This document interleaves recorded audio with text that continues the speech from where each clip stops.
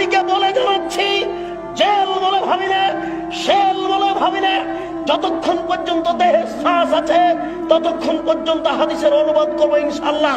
এই দেশের মাটিতে যদি হিন্দু কথা বলতে পারে, এই দেশের মাটিতে যদি ইহুদি কথা বলতে পারে, এই দেশের মাটিতে যদি খ্রিস্টান কথা বলতে পারে, আমি আপনার এই দেশের মাটিতে হাদিসের অনুবাদ করতে পারি।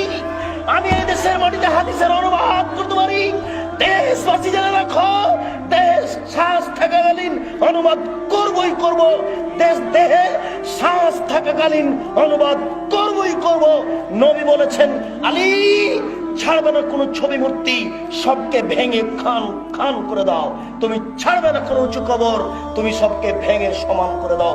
মুসলিম জনাব জজ হাইকোর্টের মালিক জজ সাহেব, আপনাকে বলে রাখছি, আপনি মনে রাখুন, কালকে যদি আমাকে আদালতে দাঁড়াতে হয় তাহলে আমি মুসলিম খুলে আপনার সামনে অনুবাদ করে দেখাবো।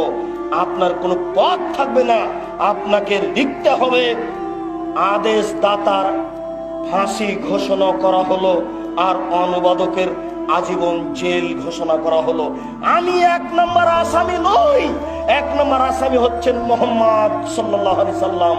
তিনি হলেন আদেশদাতা, আমি হলাম অনুবাদক। তিনি হলেন আদেশদাতা, আমি হলাম অনুবাদক। তিনি হলেন আদেশদাতা, আমি হলাম অনুবাদক।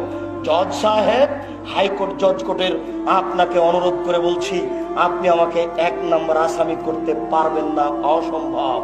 এক নম্বর আসামি হচ্ছেন মোহাম্মদ সাল্লাল্লাহু আলাইহি সাল্লাম। তিনি হচ্ছেন আদেশদাতা, আমি হলাম অনুবাদক। জাতিকে বলে রাখছি, জাতি যেন এই ছবি মূর্তিকে মরা পর্যন্ত কোনোদিন মূল্যায়ন না করে। যারা করে তারা মুনাফেক মুসলমান। ছবি মূর্তি মূল্যায়ন করার জিনিস নয়, এটা হচ্ছে একটা শিরকি নীতি। আপনাকে ত্যাগ করতে হবে।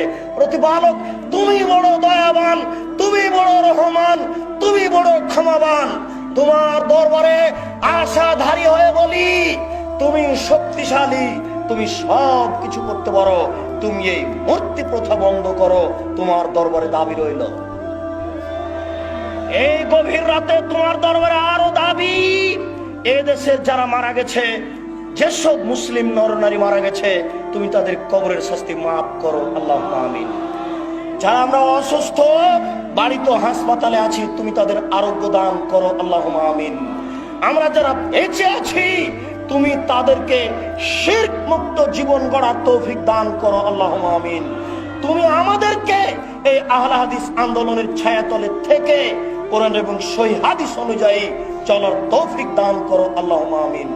তুমি আমাদেরকে তোমার নবী মুহাম্মদ সাল্লাল্লাহু আলাইহি সাল্লামের নীতি অনুযায়ী চলার তৌফিক দান করো, আল্লাহুম্মা আমিন।